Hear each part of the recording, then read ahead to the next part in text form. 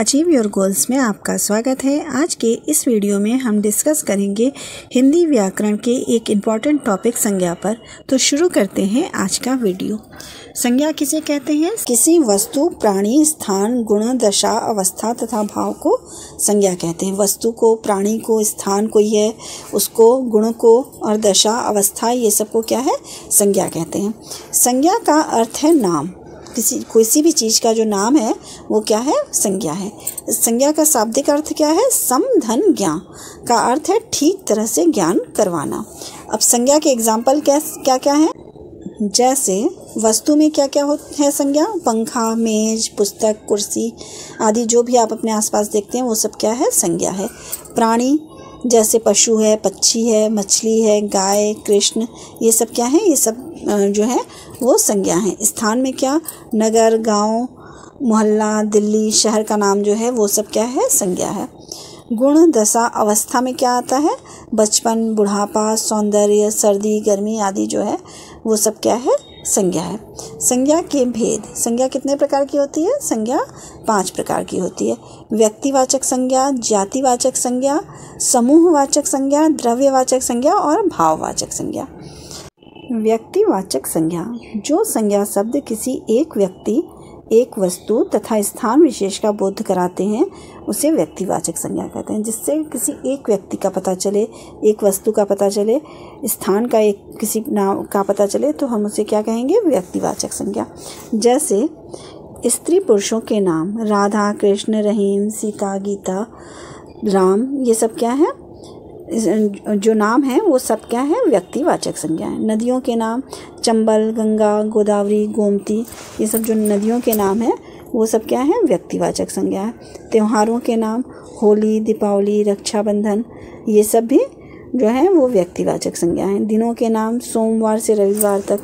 नगरों के नाम दिल्ली, अजमेर, जयपुर, वाराणसी, कानपुर, ये सब क्या है? नगरों के नाम, ये सब भी व्यक्तिवाचक संज्ञा है। पर्वतों के नाम विंध्याचल, अरावली, हिमालय, ये सब भी व्यक्तिवाचक संज्ञा है। महीनों के नाम जनवरी, फरवरी, मार्च। देशों के नाम भारत, पाकिस्तान, ये सब क्या है? व्यक्तिवाचक। जिससे किसी एक व्यक्ति के बारे में पता चले वो क्या है? व्यक्तिवाचक संज्ञा है। जातिवाचक संज्ञा। जातिवाचक संज्ञा क्या है? जो संज्ञा शब्द किसी व्यक्ति, वस्तु तथा स्थान के संपूर्ण जाति, वर्ग या समुदाय का बोध कराते हैं उसे जातिवाचक संज्ञा कहते हैं। जिस शब्द से एक ही जाति के अनेक प्राणियों, वस्तुओं का बोध हो उसे जातिवाचक संज्ञा कहते हैं। जैसे कवि, पुस्तक, नगर, स्त्री, पुरुष, सब्जी, नगर, गांव, नदी, लेखक, पशु, पक्षी, कोचिंग, विद्यालय आदि। इसका मतलब ये है कि जब हम किसी चीज़ से, वस्तु, किसी समूह का, किसी वर्ग के बारे में जानते हैं तो हम क्या है? उसको जातिवाचक संज्ञा कहते हैं। जातिवाचक संज्ञा में ही समूहवाचक संज्ञा भी और द्रव्यवाचक संज्ञा भी होती है, लेकिन इसे हम अलग अलग पढ़ते हैं। तो समूहवाचक संज्ञा क्या है? समूहवाचक संज्ञा वो है जिस शब्द से वस्तु अथवा व्यक्ति के समूह अथवा बहुलता का बोध हो उसे समूहवाचक संज्ञा कहते हैं। सभा, दल, संघ, गुच्छा, कुंज इत्यादि शब्द समूह का बोध कराते हैं। इस कारण क्या है? समूहवाचक शब्द के उदाहरण हैं। जैसे मेला हुआ, भीड़, बाजार, प्रदर्शन, रैली, हुजूम, सेना, झुंड, गिरोह इत्यादि।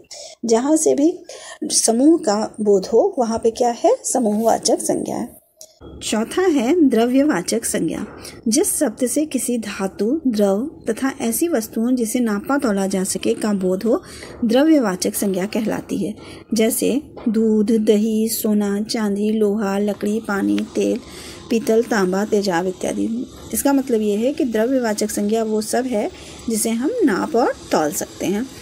भाववाचक संज्ञा। भाववाचक संज्ञा जिस संज्ञा शब्दों से किसी व्यक्ति, वस्तु, स्थान के गुण, दशा, अवस्था का बोध होता है वो उसे हम क्या कहते हैं? भाववाचक संज्ञा कहते हैं। जैसे सर्दी, गर्मी, बचपन, बुढ़ापा, सौंदर्य आदि, ये सब क्या है? ये भाव बतलाते हैं, तो इसलिए ये क्या है? भाववाचक संज्ञा है। ये सर्दी, गर्मी गुण है, बचपन, बुढ़ापा, ये सब क्या है? दशा है। सौंदर्य भाव है, तो इन सब में क्या है? भाववाचक संज्ञा है। भाववाचक संज्ञा की एक पहचान होती है कि भाववाचक संज्ञा की उसका कोई आकार नहीं होता है। जो भी भाववाचक संज्ञा होती है उसका कोई आकार नहीं होता है, वह स्वतंत्र होती है। नेक्स्ट वीडियो में आप भाववाचक संज्ञा किस प्रकार बनती है, उसकी क्या पहचान होती है, कैसे बनती है, ये सब जानेंगे। अगर आज की वीडियो आपको पसंद आई हो तो प्लीज़ लाइक और सब्सक्राइब करें। Thank you.